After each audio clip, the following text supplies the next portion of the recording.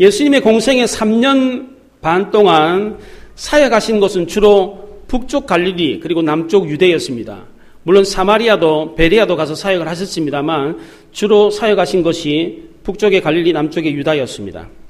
북쪽 갈릴리의 사역은 전도대를 파송하는 기점으로 전기와 후기로 나누어집니다.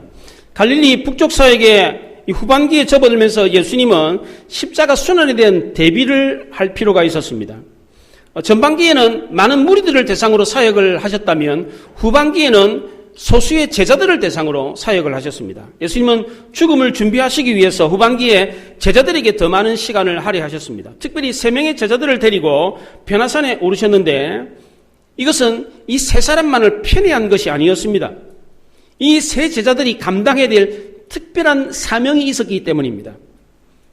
예수님이 회당장 야이로의 집에 들어갈 때도 이 3명의 제자들을 데리고 들어갔습니다. 겟세마네 동산에서 기도하실 때도 이 3명의 제자들만 데리고 올라가셨습니다. 이렇게 하신 것은 이들에게 특별한 사명이 있었기 때문입니다. 쉽게 말하면 특수임무를 맡기기 위한 특별한 훈련을 하신 것이었습니다. 베드로는 나중에 초대교회의 수장이 되어서 거꾸로 십자가에 못 박혀야 되는 그런 사명을 감당해야만 했습니다. 요한은 사도들 가운데 밤모섬에 유배되어서 마지막까지 살아남아서 하나님의 계시를 전달해야 될 사명을 부여받았습니다. 야고보는 12명의 사도들 가운데 제일 먼저 순교하는 사명을 감당해야만 했습니다. 이런 중요한 사명을 감당하기 위해서 이들에게는 특별한 훈련, 특별한 체험이 필요했습니다. 오늘 본문 28절에 이 말씀을 하신 후 8일쯤 되어 예수께서 베드로와 요한과 야고보를 데리고 기도하시러 산에 올라가사 그렇게 말했습니다. 이 말씀을 하신 후라고 했는데 이 말씀이 무엇입니까? 그래서 앞달락에 나오는 제자도에 관한 이야기입니다. 28절에 보면 또 무리에게 이르시되 아무든지 나를 따라오려거든 자기를 부인하고 날마다 제 십자가를 지고 나를 따를 것이니라. 제자들도 예수님이 지신 이 고난의 십자가를 져야만 했습니다. 이 무거운 십자가를 지기 위해서 특별한 훈련이 필요했습니다. 어떤 고난이 온다고 할지라도 부인하지 않고 당당하게 그 고난을 이겨낼 수 있는 확신이 필요했습니다. 그런 확신을 갖게 하기 위해서 예수님은 특별히 3명의 제자들을 데리고 변화산에 오르셨습니다. 오늘 28절에 보면 기도하러 산에 오르셨다라고 하는데 이 산을 우리는 변화산이라고 그러는데 팔레스틴에는 변화산이라고 하는 이름을 가진 산이 없습니다. 그냥 변화산이라고 이름을 붙인 겁니다. 추측을 할 수가 있는데 이 산이 도대체 어느 산이냐? 북쪽 갈릴리에 있는 다볼산이거나 아니면 그 위에는 이게 눈 덮이는 헬몬산이 아니겠느냐라고 추측을 할 뿐입니다. 나중에 베드로는 그의 서신에서 이 산을 거룩한 산이라고 기록을 했습니다. 베드로후서 1장에서 이 소리는 우리가 그와 함께 거룩한 산에 있을 때에 하늘로부터 난 것을 들은 것이라 라고 하면서 자기가 올랐던 그 산을 거룩한 산이라고 거명을 했습니다. 변화산에서 경험한 제자들의 이 경험은 놀라운 것이었습니다. 왜냐하면 천국을 보았기 때문입니다. 그래서 36절에 보면 소리가 그침에 오직 예수만 보이더라. 제자들이 잠잠하여 그 본 것을 무엇이든지 그때에는 아무에게도 이르지 아니하니라 그랬습니다. 너무나도 신비하고 놀라워서 아무에게도 말을 하지 말라고 그랬습니다. 사도 바울도 3층 천의 하늘, 3번째 하늘을 보았는데 천국을 보았는데 그것을 말하지 않았습니다. 고린도서 12장에서 내가 만일 자랑하고자 하여도 어리석은 자가 되지 아니할 것은 내가 참말을 함이라. 그러나 누가 나를 보는 바와 내게 들은 바에 지나치게 생각할까 두려워하여 그만두노라 그랬습니다. 내가 말하는 것을 오해해가지고 너무 신비하고 놀라운 일이라 내가 말하는 것을 잘못 이해해서 이단에 빠지기 쉽기 때문에 그래서 함부로 말을 하지 않는다 그렇게 말을 했습니다. 예수님도 제자들에게 이 사실을 말하지 말라 그렇게 말했습니다. 마태복음 17장 9절에 그들이 산에서 내려올 때에 예수께서 명하여 이르시되 인자가 죽은 자 가운데 살아나기 전에는 본 것을 아무에게도 이르지 말라 하시니 그랬습니다. 예수님이 죽은 자 가운데서 살아나기 전까지는 그 본 것을 아무에게도 말하지 마라 그렇게 말했어요. 이렇게 함구령을 내렸던 이유가 무엇입니까? 첫 번째는 예수님을 정치적인 메시아로 오해해서 예수님이 이 땅에 오신 십자가 사건을 곡해할 수가 있었기 때문입니다. 예수님이 제자들조차도 예수님이 고난을 받고 십자가 못 박혀 죽는다는 사실을 믿지를 못했습니다. 왕으로 오실 메시아라고 생각했습니다. 그런데 그 변화산에서의 부활하신 예수님, 그 놀라운 예수님을 미리부터 얘기하면 그래 맞지. 우리 예수님은 정치적인 메시아로 왕으로 오실 분이야 라고 오해할 수 있었기 때문입니다. 두 번째로 예수님이 다시 살아나기 전까지 이 말을 하지 말라라고 했던 이유는 예수님이 하나님의 아들이라고 하는 가장 확실한 증거는 변화산 사건이 아니라 부활 사건이었기 때문입니다. 변화산에서 본 예수님의 모습은 천국에 계신 예수님의 모습이었습니다. 예수님이 이 땅에 오신 목적은 죄인인 우리를 구원하기 위함이었습니다. 죄인인 우리를 구원하신 예수님은 천국에 계신 하나님이 아니었습니다. 이 땅에 인간의 몸으로 오셔서 고난을 당하시고 죽고 부활하신 예수님이었습니다. 이게 바로 예수님이 이 땅에 오신 목적입니다. 그런데 변화산 사건이 먼저 알려지게 되면 예수님이 고난당하고 죽기 위해서 이 땅에 오신 분이 아니라 하늘에 계신 하나님으로 이해하게 된다는 것입니다. 하늘의 신으로 계신 하나님이 우리를 구원하신 게 아닙니다. 이 땅에 인간의 몸을 입고 오셔서 우리가 당하는 고통과 어려움을 다 같이 당하시고 죽으심으로 우리를 구원하셨습니다. 그래서 제한적인 시간의 조건을 정해 놓았습니다. 예수님이 다시 살아나기 전까지는 이 말을 하지 마라. 다시 살아난 뒤에 이 말을 하라. 그렇게 말했습니다. 예수님이 다시 산 후에 이 사실을 알리게 되면 어떻게 됩니까? 예수님이 부활이 보다도 확실한 증거라고 하는 그런 말이 되는 것입니다. 어떻게 죽은 사람이 다시 살아날 수 있느냐라고 하는 의문을 갖고 있는데 그 의문에 대한 분명한 해답이 되는 것입니다. 왜? 예수님은 하나님이시니까. 그러니까 죽었다가 다시 살 수 있다는 것입니다. 얼마든지 부활이 가능하다는 것입니다. 따라서 변화산 사건은 예수님이 부활하셨다는 확실한 증거가 되는 것입니다. 또한 이것은 제자들에게 큰 위안이 되기도 했습니다. 그 전부터 예수님은 자신이 고난을 당하고 십자가 못 박혀 죽으실 거라는 걸 여러 차례 말씀을 하셨어요. 그런데도 제자들은 그 말씀을 믿지를 않았습니다. 그런데 진짜로 예수님께서 말씀하신 대로 고난을 당하고 십자가 못 박혀 죽으셨어요. 그리고 부활하셨단 말이죠. 이때 제자들은 예수님이 그때 하셨던 말씀을 떠올렸습니다. 그들이 전에 겪었던 그 경험들을 회상해 보았습니다. 예수님이 군병들에게 붙잡아가지고 고난을 당하고 수모를 당하고 십자가 못 박혀 죽는 모든 광경을 다 목격을 했습니다.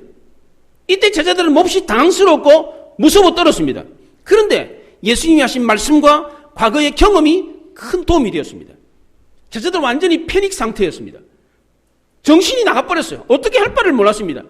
그런데 그 가운데서도 안정을 되찾을 수 있는 이유는 예수님이 미리 해주신 말씀 그리고 과거에 경험했던 그 놀라운 경험 때문이었습니다. 일종의 예방주사와 같았습니다. 예수님은 변화산 사건을 통해서 제자들에게 뭐를 알려주었습니까? 첫째는 예수님이 하나님의 아들이시라는 겁니다. 이것을 입증하기 위해서 변화산에 모세와 엘리야 두 사람이 나타났습니다. 왜 구약 성경에 많은 인물들 가운데 왜 하필이면 모세와 엘리야입니까? 이스라엘의 조상인 아브라함도 있고 야곱도 있고 이삭도 있고 여러 사람들이 있는데 왜 하필이면 모세와 엘리야입니까? 모세는 시내산에서 하나님의 영광을 체험하고 메시아를 예언했기 때문입니다. 신명기 18장 15절에 내 하나님 여호와께서 너희 가운데 내 형제 중에서 너희를 위하여 나와 같은 선지자 하나를 일으키시리니 너희는 그의 말을 들을지니라 그렇게 말을 했습니다. 모세는 이미 나와 같은 선지자 메시아가 올 거다라는 것을 예언했기 때문입니다. 엘리야 역시도 호렙산에서 하나님의 영광을 체험하고 메시아의 길을 예비하는 역할을 했기 때문입니다. 말라기 4장 5절에 보라 여호와의 크고 두려운 날이 이르기 전에 내가 선지자 엘리야를 너에게 보내리니 그랬습니다. 말라기 선지자가 말하는 선지자 엘리야가 누굽니까? 신약에 예수님이 태어나기 6개월 전에 태어난 세례 요한을 말합니다. 그 세례 요한이 광야에서 외쳤던 말이 무엇입니까? 보라 세상 죄를 지고 가는 하나님의 어린 양이로다. 예수님을 보고 예수님이 하나님의 아들이다. 그렇게 증거를 했습니다.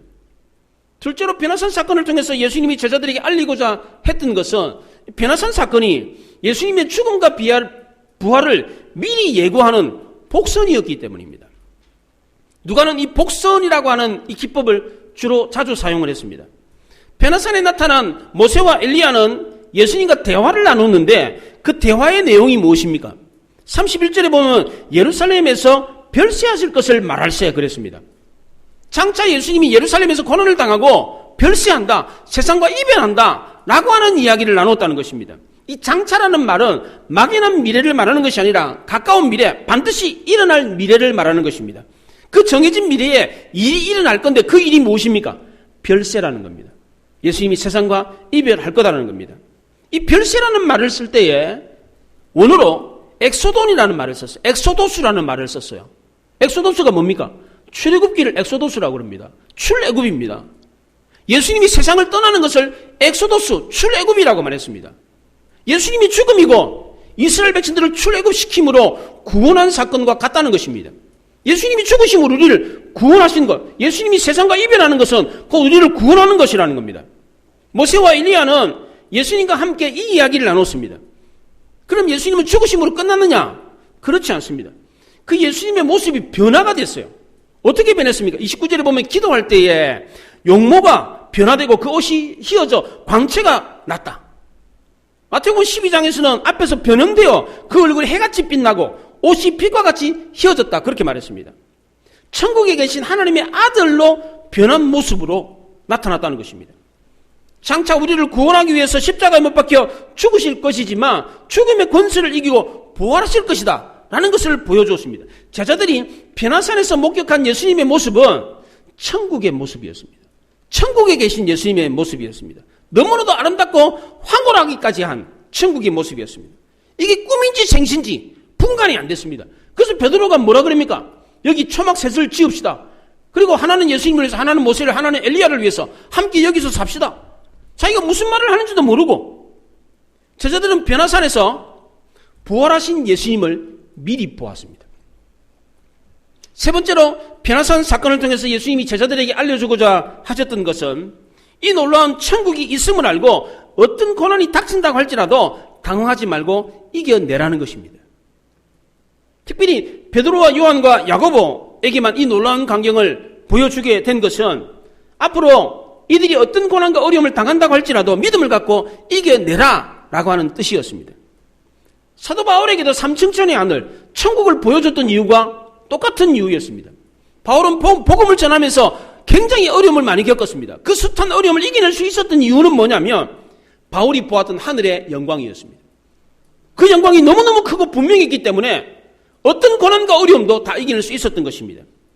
그 영광은 무엇과도 비교할 수 없는 것이었습니다. 이 땅에서 복음 전하다가 당하는 고난과 어려움은 저 천국에서 받게 될 영원한 상급과는 비교가 안 되는 것이었어요. 이것을 알았기 때문에 사도 바울은 죽는 그날까지 포대를 향해서 달려갔다 그렇게 말을 했습니다. 이들이 이런 놀라운 은혜를 입은 것은 자랑하게 하기 위해서 한 게 아닙니다. 사명 감당하라고 남다른 특별한 은혜를 주셨던 것입니다. 저도 그렇습니다. 남들이 경험하지 않은 놀라운 기적을 경험했습니다. 제 왼쪽 다리가 4cm가 길어졌습니다. 지구상에 사는 많은 사람들 가운데 정말 천에 하나 만에 하나 경험한 그런 특별한 경험입니다. 이건 자랑거리가 아닙니다. 왜 이런 경험을 하게 하신 겁니까? 사명 감당하라고 이렇게 주신 것입니다.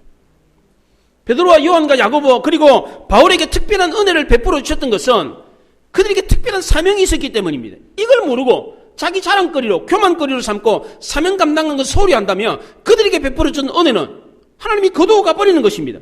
제대로 사명 감당하지 않았다고 훗날 호된 꾸지람을 받게 되는 것입니다.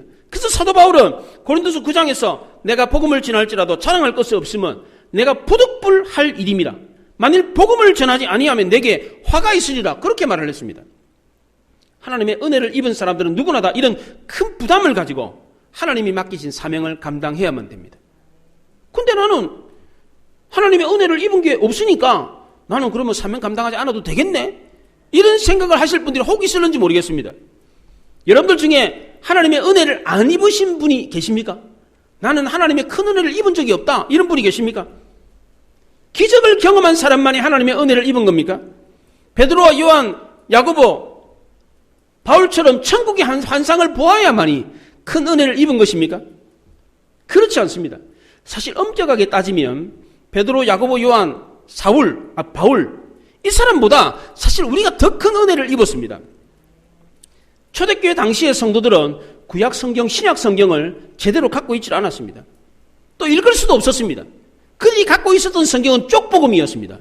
이사야 조금, 신명기 조금, 이렇게 조금씩 신약 성경도 마태복음 조금, 사도행전 조금, 누가복음 조금씩 갖고 있었어요.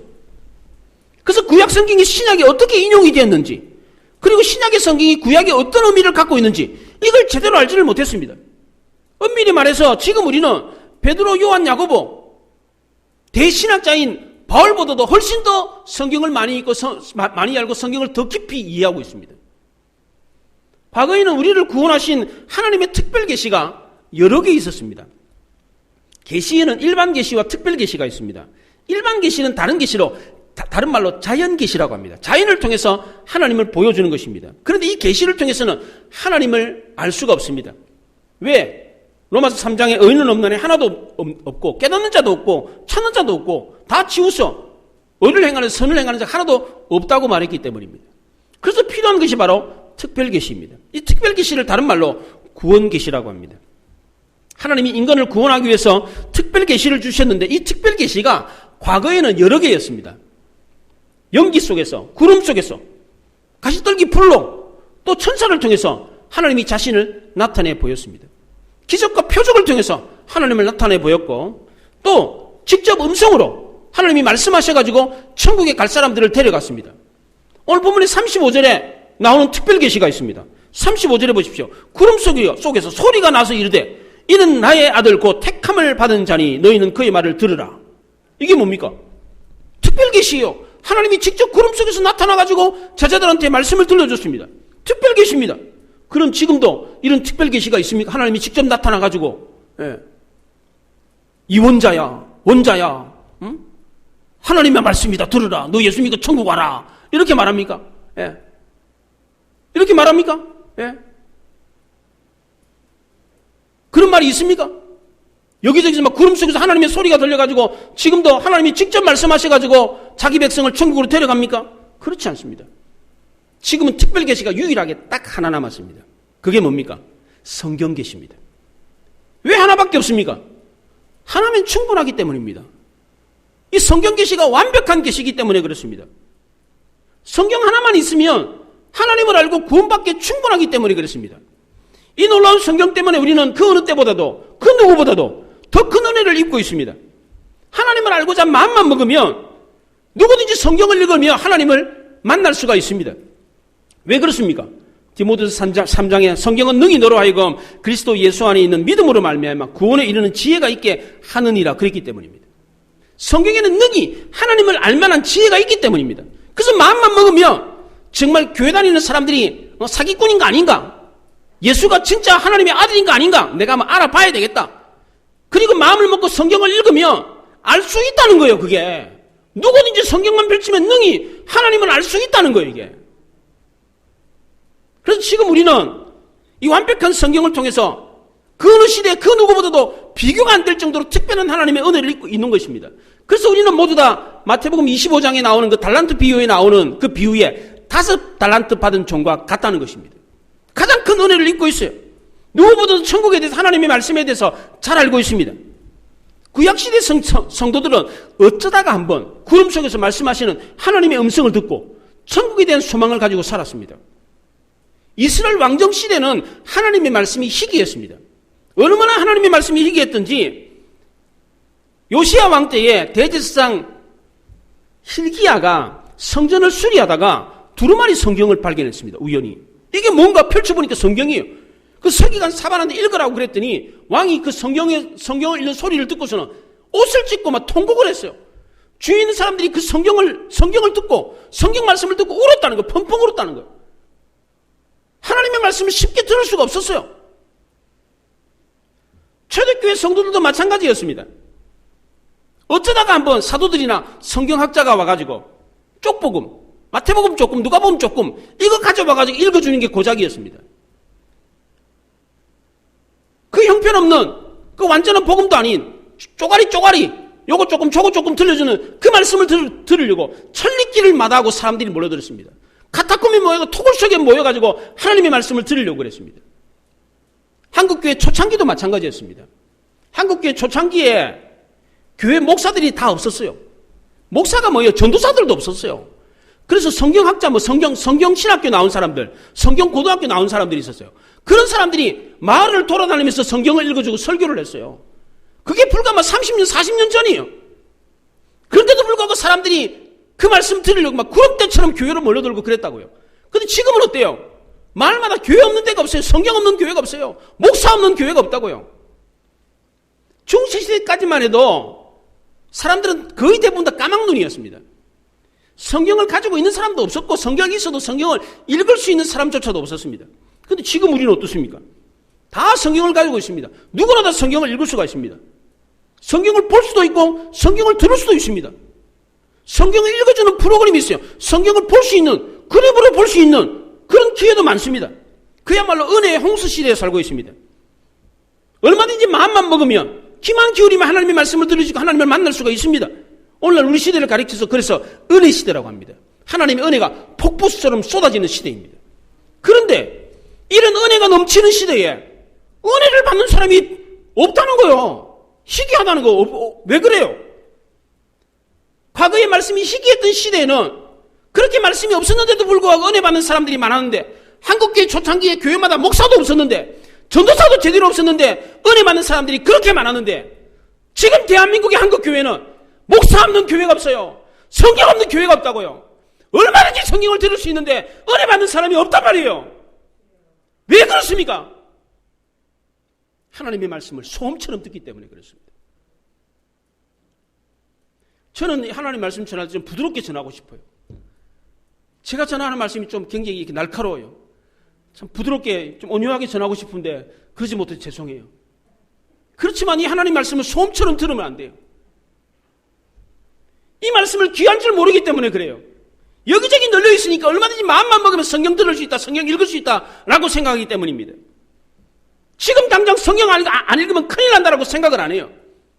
여유가 있을 때, 시간이 있을 때 내가 필요한 말씀 들으면 된다, 그렇게 생각하기 때문입니다. 말씀을 들을 때도 치사 선택해서 들어요. 유튜브나 인터넷을 통해 가지고 말씀을 검색해 가지고 나한테 필요한 주제를 찾아 가지고 위로하는 말씀, 부자 되는 말씀, 뭐 승진하는 말씀, 재물 많이 얻는 방법, 뭐 건강해지는 방법, 이런 말씀을 찾아서 들어요. 그래서 디모데후서 4장에 사도 바울이 말씀의 징조가 나타난다 그랬어요. 자기 사역을 따라 스승을 많이 둔다 그랬어요.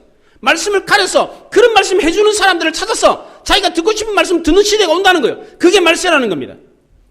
귀에 그거 들리는 말씀 들으면 안 들으려고 그래요. 듣다가 그냥 듣기 싫어서 나가버려요. 하나님의 말씀은 내가 찾아서 듣는 게 아닙니다. 하나님의 말씀이 내 귀에 들리는 겁니다. 내가 하나님 말씀을 찾는 게 아니고 하나님이 내 귀에다 대고 말씀하시는 겁니다. 그러니까 하나님 말씀 들을 때 어떻게 해야 됩니까? 주의 종이 듣겠나이다, 말씀하옵소서. 겸손하게 들어야 되는 거예요. 그래야 그 말씀으로 내가 부서지고 깨어지고 다듬어지는 것입니다. 그래야 내가 새 사람이 되고 내가 변화가 된다고 세상을 이기는 힘을 얻는 것입니다. 지금 변화산에서 하나님이 제자들에게 들려주시는 말씀이 뭡니까? 무슨 말씀을 들려줬습니까? 장차 예루살렘에서 예수님이 별세하실 것이야. 죽을 거다. 제자들은 이 말씀을 듣고 싶었습니까? 정말 듣기 싫은 말씀이었습니다. 앞단락에서 베드로는 예수님이 고난을 당하고 내가 죽을 거다라는 말씀을 했을 때 정말 듣기 싫었어요. 그래서 항변했다는 말은 꾸짖었다 그랬어요. 베드로가 나이가 많거든요, 예수님보다. 그래서 예수님 보고 그래요. 젊은 사람이 죽는다는 얘기 한번 쓰나? 대끼 이 사람아. 이러면서 예수님을 꾸짖었어요. 지금 모세와 엘리야가 예수님과 대화를 하면서 하시는 말씀이 뭐예요? 똑같이 예수님이 죽으신다는 말씀이에요. 이번에도 베드로가 예수님을 꾸짖으면서 말을 했습니까? 그렇게 예수님을 말했을 때 어떻게 됐습니까? 사탄 안 불러가라. 너는 나를 넘어지게 하는 자다. 너가 하나님 일을 생각하지 않고 사람의 일을 생각한다. 그러면서 막 큰 꾸중을 들었습니다. 이번에는 구름 속에서 하나님의 소리가 들렸습니다. 이는 나의 아들 곧 택함을 받은 자니 너희는 그의 말을 들으라. 하나님이 들으라고 들려주신 하나님의 말씀이 뭡니까? 예수님이 예루살렘에서 고난을 받고 별세하신다는 거예요. 죽으신다는 거예요. 이 말씀을 하실 때가 AD 29년이었습니다. 예수님이 십자가에 못 박히시기 1년 전쯤이었습니다. 아직 1년이나 남았는데 왜 미리 이 죽으신다는 말씀을 하셨습니까? 그것도 한 번 한 게 아니라 수시로 말씀하셨어요. 왜 그랬습니까? 그날은 반드시 올 것이고 그날이 오기 전에 반드시 대비를 해두어야 했기 때문입니다. 그날은 너무나도 중요한 날이었고 그날에 대한 대비 역시도 너무나도 중요했기 때문입니다. 예수님이 다시 오신다고 하는 재림의 말씀도 마찬가지였습니다. 한 번 하신 게 아니에요. 수시로 여기저기서 계속해서 말씀하셨습니다. 왜 그렇습니까? 그날은 반드시 올 것이고 그날에 대한 대비 역시도 반드시 해야만 했기 때문입니다. 깨어있는 자만이 신랑을 맞이할 수 있다. 깨어 기도하는 자만이 그리스도를 맞이할 수 있다. 그렇게 했습니다. 예수님이 죽으신다는 이 말씀을 말로만 하신 게 아닙니다. 나 죽을 거다. 너희들 잘 있으라. 나 간다. 이렇게 실망과 충격을 주는 말만 하고 가신 게 아닙니다. 그 충격과 어려움을 이겨낼 수 있는 방법도 가르쳐 줬습니다. 그것이 무엇입니까? 다시 사는 것입니다. 죽음을 이기는 방법이 뭡니까? 다시 사는 겁니다. 아무리 죽음이 무섭다 한들 다시 산다면 그게 뭐가 무섭겠어요? 여러분들 죽음 연습해 보셨습니까? 무덤 파놓고 무덤에 들어가서 누워보셨습니까? 저희 중고등학교 시절에 수련회 하면 무덤 파놓고 이렇게 무덤에 누워보도록 하는 그런 체험을 하게끔 했었어요. 전도사님들이 그랬다고요. 그런 체험들 안 해보셨나? 그럼 무덤 파놓고 무덤에 한번 누워보셨어요? 관 속에 들어가 보셨어요? 예. 그거 한번 해볼만 합니다. 그거 누우면 어떤 생각이 들어요? 아, 나도 죽는구나. 이 생각합니다. 이 생각하라고. 나도 다 죽을 사람이다. 이거 체험하라고 미리 연습을 시키는 거예요. 그런데 아이들이 들어가라 그러면 들어갑니다. 그럼 누워요. 왜 눕습니까? 잠깐 죽은 채 했다가 살 거를 알기 때문입니다. 그래서 누워라 그러면 다 누워요. 할 수 있단 말이에요. 왜 그래요? 내가 잠깐 죽은 채 하다가 살 거라는 것을 알기 때문입니다. 그러니까 죽음이 두렵습니까? 안 두렵습니까? 안 두렵다는 거예요. 여러분에게 이런 확신이 있습니까? 이런 확신이 있는 성도는 죽음이 두렵지가 않습니다. 이 날은 반드시 올 것입니다. 여기 지금 이 날을 맞이하지 않을 사람 계십니까? 여기? 관에 안 누우실 분 계세요? 나는 그 날에 안 올 거다는 분 계세요? 다 누우실 거예요. 관에. 다 누우실 거라고. 반드시 그 날은 올 거예요. 그러니까 그 반드시 그 날을 대비해야 된다는 거예요. 그 말씀을 하시는 겁니다. 그럼 뭘 준비해야 돼요? 뭘 준비하라는 겁니까? 죽어도 다시 산다라고 하는 부활에 대한 확신을 대비하라는 겁니다. 이 확신이 있으면 언제 죽더라도 다시 사는데 뭐 죽음이 두렵지 않은 거예요. 그래서 예수님은 죽음의 권세를 깨뜨리고 다시 살아나셨던 겁니다. 이것을 말로만 하신 것이 아니라 눈으로 직접 보게끔 하셨어요. 이게 바로 변화산에서 보았던 제자들이 보았던 광경이었습니다. 29절에 기도할 때에 용모가 변화되고 그것이 휘어져 광채가 나더라 그랬어요. 이 모습은 천국에 계신 예수님의 모습이었습니다. 변화산 사건은 예수님이 십자가에 못 박히시기 1년 전 사건입니다. 그로부터 1년 후에 예수님이 고난을 당하고 십자가에 못 박혀 죽으셨습니다. 그리고 3일 만에 다시 부활하셨습니다. 그런데 이 변화산 사건은 시간적으로는 1년 전 사건이지만 1년 후에 미래에 일어날 일을 미리 보여준 사건이었습니다. 왜 1년 후에 일어날 일을 미리 보여줬습니까? 1년 후에 그날은 반드시 올 것이고 그날에 대한 대비 역시도 반드시 해야만 했기 때문입니다. 그 대비책이 무엇입니까? 부활이라는 것입니다. 다시 사신 예수님을 보는 것입니다. 이것이 바로 1년 후를 대비하는 대비책이라고 하는 증거가 있습니다. 그게 뭡니까? 마태복음 17장 9절에 인자가 죽은 자 가운데서 살아나기 전에는 본 것을 아무에게도 이르지 말라. 이게 바로 그 증거입니다. 다시 살아나기 전에는 말하지 마라. 이 말은 역으로 말하면 다시 살아난 뒤에는 말하라는 뜻입니다. 왜 다시 살아나고 난 뒤에 이 말을 하라고 합니까? 이 말이 꼭 필요했기 때문입니다. 처음에 제자들은 예수님이 고난을 당하고 십자가 못 박혀 죽을 거다는 말을 믿지를 않았습니다. 예수님의 부활은 믿어도 그만 안 믿어도 그만이 아니에요. 반드시 믿어야 되는 진리였습니다. 기독교가 다른 종교와 다른 가장 큰 특징이 무엇입니까? 부활 종교라는 것입니다. 인간이 종교를 갖는 가장 큰 이유는 죽음 때문입니다. 죽음을 이기는 방법이 무엇입니까? 바로 부활입니다. 이 부활 신앙이 없으면 천국 못 갑니다. 죽었는데 무슨 천국을 갑니까? 또 다시 산 이후에 이 말을 하라고 했던 이유는 부활은 어떤 고난과 어려움도 이겨내게 하는 마스터키이기 때문에 그렇습니다. 죽어도 다시 사는데 뭐 어떤 고난과 어려움을 겪어도 다시 사는데 뭐 어떻게처럼 다시 일어나는데 뭐 예수님이 다시 산 이후에 제자들이 했던 말은 단지 예수님이 다시 사셨다라고 하는 말뿐이 아니었습니다. 제자들이 변화산에서 보았던 그 광경을 다 얘기했습니다. 변화산에서 예수님을 보았는데 그 예수님의 모습이 천국에 계신 하나님의 아들이었다. 그 변화산의 천국에 있는 모세와 엘리야가 나타났다. 그 구름 속에서 소리가 들렸는데 이는 내 아들이요 택함 받은 자니 너희는 그의 말을 들으라. 하나님의 음성을 들었다.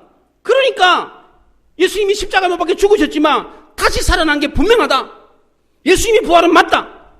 제자들은 예수님이 다시 사셨다라고 하는 이 분명한 증거를 이미 가지고 있었습니다. 1년 전부터 이미 갖고 있었습니다. 그랬기 때문에 예수님이 부활하신 이후에 제자들은 더 이상 죽음을 두려워하지 않았습니다. 어떤 위협의 칼날 앞에서도 굴복하지 않고 당당하게 하나님의 복음을 증거하고 끝까지 승리할 수 있었던 것입니다. 이것이 바로 세상을 이기는 비결이었습니다. 오늘날 우리도 마찬가지입니다. 우리가 실패와 좌절과 무기력에 빠져 있다고 할지라도 변화산에서 들려주신 하나님의 말씀을 듣는다면 우리는 얼마든지 승리할 수 있습니다. 그 어떤 위협과 어려움이 있다고 할지라도 이겨낼 수 있습니다. 이것을 가르치기 위해서 예수님이 어떻게 하셨습니까? 1년 전부터 미리 준비를 하셨습니다. 왜냐하면 반드시 그날은 올 것이고 그날에 대한 준비는 꼭 필요했기 때문입니다. 그래서 1년 전부터 제자들을 기도하는 자리에 데리고 가셨습니다. 그 기도하는 자리가 영광의 자리였기 때문입니다.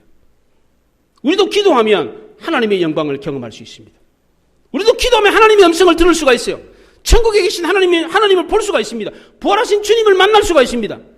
죽어도 다시 산다라고 하는 부활신앙을 가진 성도는 어떤 실패와 좌절과 고난을 겪는다고 할지라도 무기력함에 빠진다고 할지라도 훌을 털면서 일어날 수 있는 것입니다. 우리 모두 변화산에 올라 기도함으로 다시 사신 하나님의 음성을 듣고 어떤 고난과 어려움도 이겨낼 수 있기를 바랍니다. 미리 준비하면 어떤 고난과 어려움도 이겨낼 수 있습니다. 심지어 죽음조차도 이길 수 있다는 것을 믿으시기 바랍니다. 기도하겠습니다.